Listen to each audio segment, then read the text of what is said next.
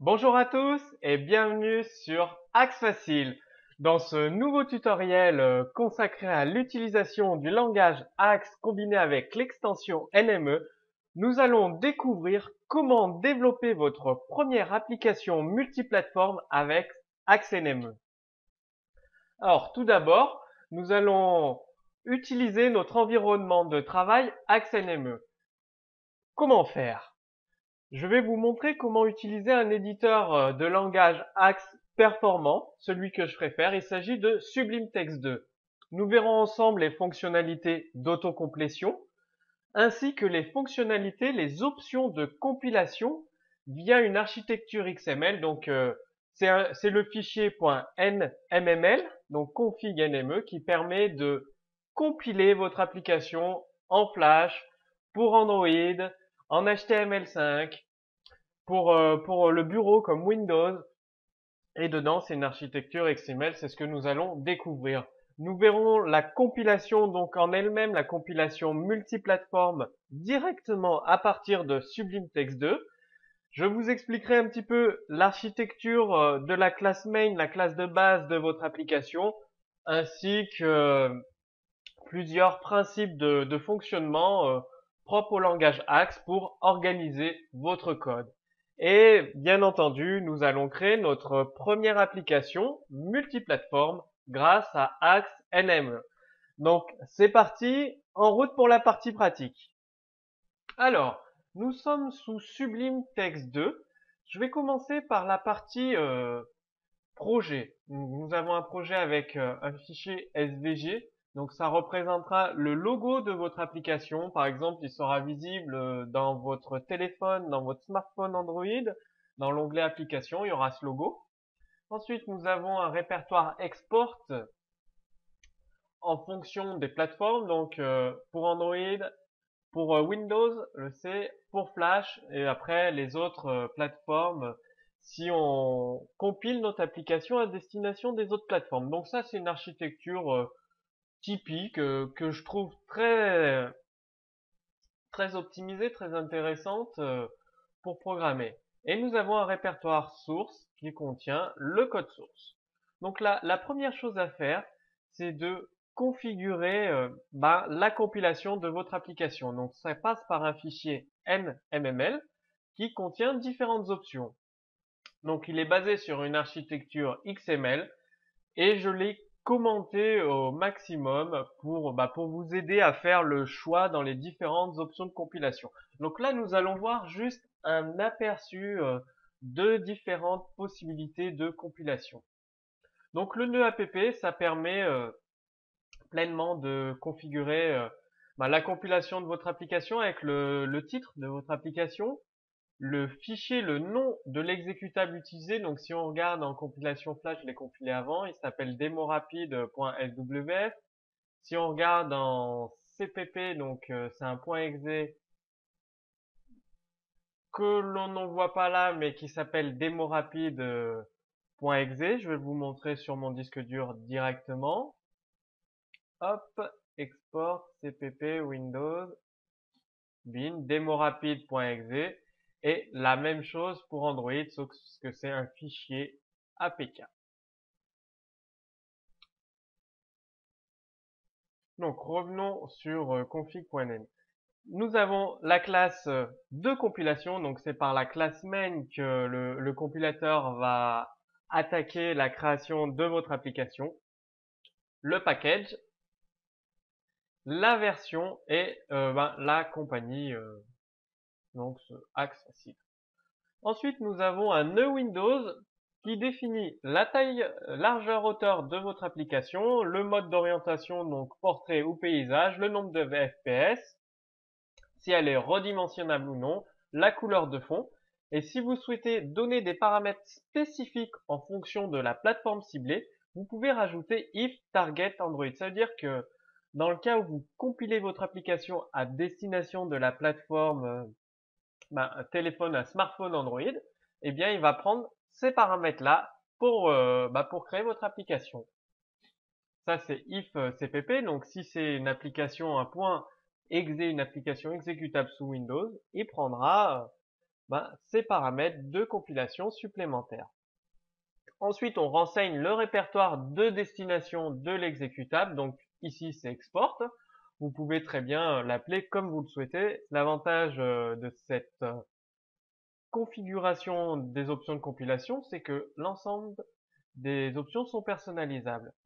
Et vous avez également, même principe, en fonction de la plateforme ciblée, vous pouvez mettre différents paramètres.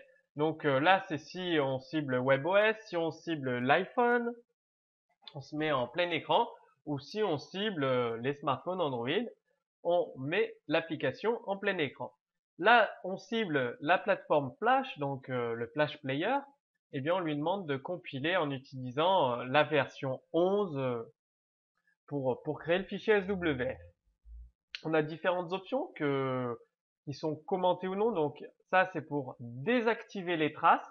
Parce que à l'avantage avec Axe, c'est que vous pouvez rajouter des traces directement comme ça et après, ça les affiche dans votre application. Vous pouvez les capturer via une application de debug tierce. Donc lorsque vous compilez en test, vous laissez les traces et une fois que vous compilez votre application à destination de la production, vous mettez tout simplement en commentaire ce nœud-là. Ça, c'est pour activer le typage fort dans Flash. Lorsque vous compilez en HTML5, vous pouvez optimiser le code JavaScript en éliminant le code inutile, en créant des fichiers JavaScript modernes.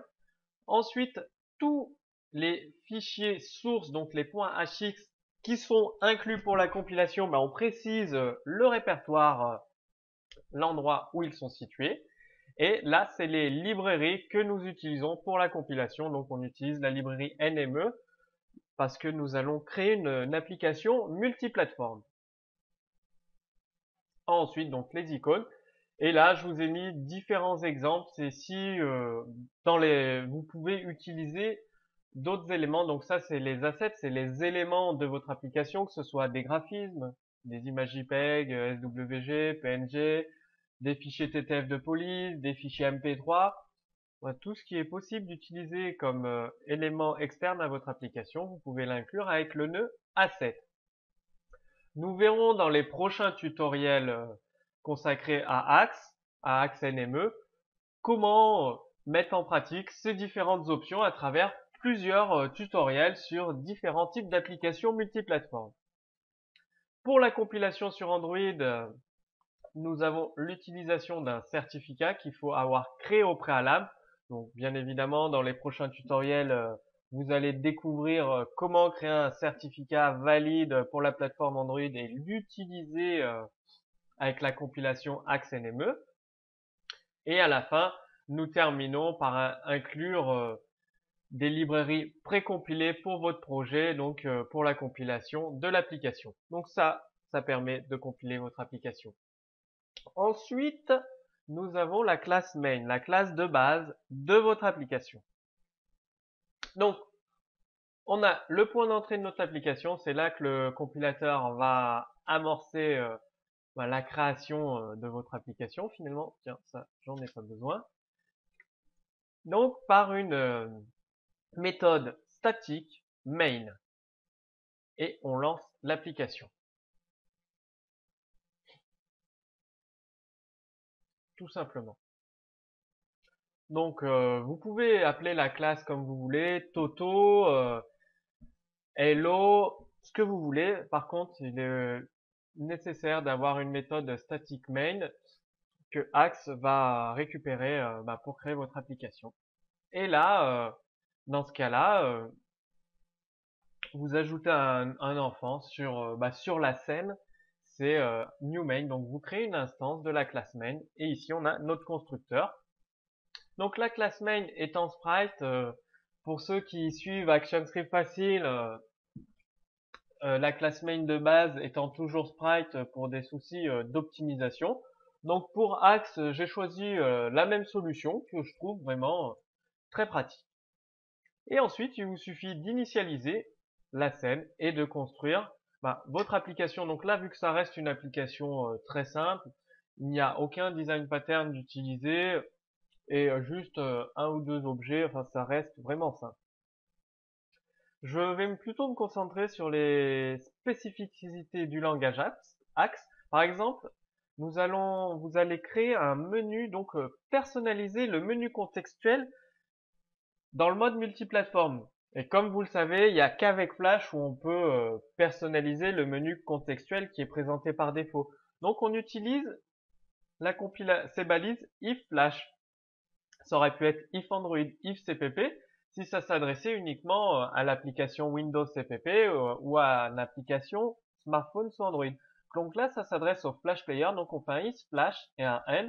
C'est-à-dire que lorsque vous compilerez, uniquement si vous ciblez la plateforme Flash, eh bien ce code sera exécuté, interprété. Et ensuite, même principe pour cette fonction addItem, la fonction onItemSelect, tout ça, cet ensemble, ça permet de personnaliser le menu contextuel de Flash. Donc c'est pour ça qu'il y a un if Flash. Il est nécessaire d'être interprété ce code, ce langage, uniquement dans ce cas, dans le cas de la compilation vers la création d'un fichier SWF. Et ensuite, nous créons notre affichage. Donc, on ajoute des champs texte avec une couleur.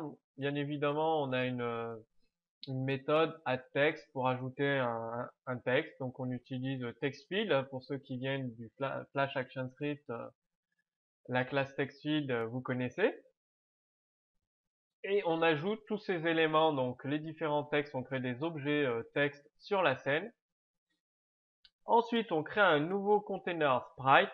Donc, je passe très vite et on ajoute ce container sur la scène et on utilise la classe TextMove pour créer un petit effet de défilement des lettres du texte. Donc ça reste, c'est un exemple d'application multiplateforme. On a la classe TextMove derrière. Donc, ce qui est très important, c'est surtout les imports. C'est-à-dire que pour ceux qui viennent du monde ActionScript, vous allez reconnaître sprite, bitmap data, shape, timer, bitmap filter, etc., textfield, textformat. Là, si vous ciblez des applications multiplateformes, il est intéressant d'utiliser les packages qui proviennent de NME, qui sont les mêmes que Flash, mais ça vous assure enfin, vous êtes plus sûr que ce soit compatible multiplateforme en utilisant des librairies qui proviennent d'NME. Donc je vous invite vraiment à regarder l'API consacrée à NME pour ces différentes classes, comme ça vous connaîtrez les spécificités pour tel ou tel package. Il est par exemple, ça peut arriver qu'un package Bitmap Filter Quality ne fonctionne pas en HTML5 aujourd'hui, quoi, à l'heure actuelle où je fais ce tutoriel, et que plus tard ce soit amélioré et qu'il soit pris en compte dans les prochaines versions de la librairie NME pour l'HTML5. Tout ça, c'est expliqué dans l'API. Et bah après, il y a les nouveaux types par rapport à Flash, le type float. Sinon, après, ça ressemble beaucoup à l'ActionScript, donc l'ActionScript 3. Le code est presque identique, il est limite possible de faire un copier-coller. Je vais vous montrer une spécificité, c'est le parcours des tableaux qui change, où l'on procède comme ça. Donc on parcourt le tableau à link, et le tableau à link, quand on le crée, on spécifie, on renseigne le type des valeurs qu'il va y avoir dans le tableau. Donc dynamique, c'est des objets. Ça veut dire que ce tableau sera composé d'objets. Si on avait créé un tableau avec que des chaînes de caractères, on aurait mis array string, par exemple. Et pour créer un objet quelconque, donc là j'ai créé un objet dynamique et je dis que dans cet objet il y aura que des chaînes de caractères, donc je lui dis que c'est des strings. Et ensuite j'ai la propriété de mon objet avec la valeur de la propriété. Propriété URL de mon objet datalink, enfin, avec sa valeur URL et je l'ajoute dans mon tableau. Ça fait que quand je parcours mon tableau, ben, pour récupérer automatiquement chaque objet qu'il y a dans mon tableau, ben, value, c'est mon objet. Donc, à la position 1, 0, 1, 2 ou 3, ben, j'ai value.label et l'URL ici que je récupère. Et donc, ça me permet de faire afficher la page web correspondant lorsque l'utilisateur a cliqué sur le menu contextuel. Donc, pour en revenir aux options de compilation, je vous ai rajouté ici dans les commentaires plusieurs raccourcis très pratiques pour compiler votre application à destination de plusieurs plateformes. Donc à destination de plusieurs plateformes. CTRL-SHIFT-D, ça permet de créer automatiquement un fichier HXML. Donc si on utilise, enfin pour lorsqu'il n'est pas créé. CTRL-Entrée pour lancer la compilation. CTRL-I, ça permet en cliquant sur le nom d'une classe de l'importer automatiquement dans le code. Ensuite, CTRL-SHIFT-L, c'est pour installer une librairie via Axlib. Ici, donc il y a plusieurs librairies consacrées à Axe pour simplifier son utilisation. Donc je vais vous montrer la compilation. Donc CTRL-SHIFT-B, compilation à destination de la plateforme Flash, plus CTRL-Entrée pour lancer la compilation. Donc la compilation est extrêmement rapide. Nous avons le menu contextuel qui est personnalisé ici et la possibilité de changer le texte de défilement.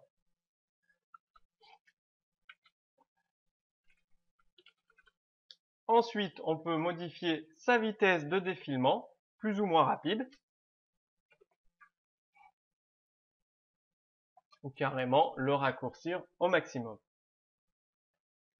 Maintenant, je vais vous montrer une compilation à destination de Windows directement.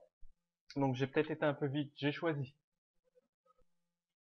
CPP ici, et j'appuie sur CTRL-Entrée, et donc juste en dessous, vous voyez la compilation. Et donc bien évidemment, vous pouvez changer le texte de défilement.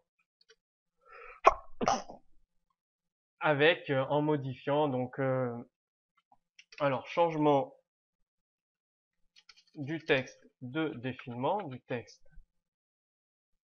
Et vous pouvez également modifier sa vitesse, donc plus ou moins rapidement, en fonction de vos choix. Donc là, vous avez un exemple typique d'une application multiplateforme. Il est possible également, en branchant votre smartphone Android, de lancer la compilation directement via un port USB à destination de votre smartphone Android. Donc là, ça va lancer la compilation. Par contre, je n'ai pas branché mon smartphone Android, donc l'application ne va pas se lancer. Nous allons voir un message d'erreur à la fin qui dit que l'application ne peut pas être lancée sur un smartphone Android. En attendant, la compilation progresse. Donc là, il suffit de patienter quelques instants, le temps d'inclure tout ce qui est nécessaire pour la compilation sous Android.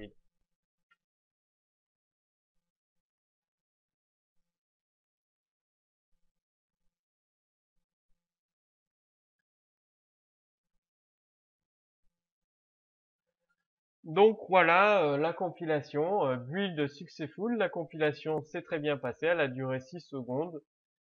Si on regarde, en utilisant le mode debug, donc ici, le fichier est créé ici.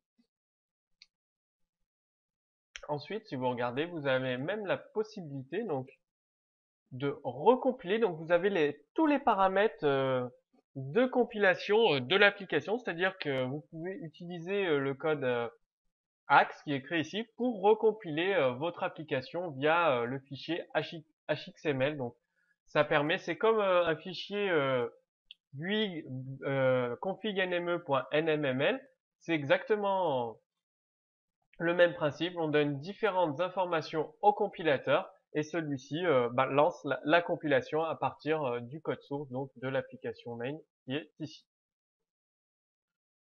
Et pour l'ensemble des plateformes, vous avez la possibilité de la recompiler toujours avec ce principe de fichier HXML. Donc voilà, nous arrivons, je rentrerai beaucoup plus dans le détail dans les prochains tutoriels pour créer des applications multiplateformes grâce à Axe. Sous cette vidéo, bien évidemment, vous trouverez l'ensemble du code source qui a été utilisé pour qu'à votre tour, vous puissiez vous entraîner, mettre en pratique pour créer vos premières applications multiplateformes à partir du langage Axe. Et maintenant, c'est un petit peu à vous de jouer, donc commencez par télécharger l'exemple pratique sous ce tutoriel vidéo. Et c'est à votre tour de créer votre première application avec Axe.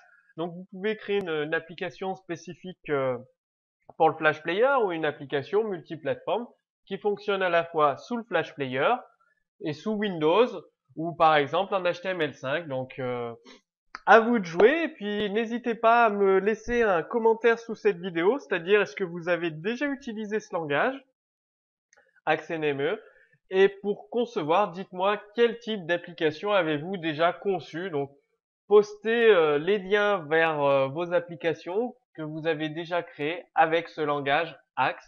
Et je vous dis à très bientôt pour le prochain tutoriel sur Axe Facile.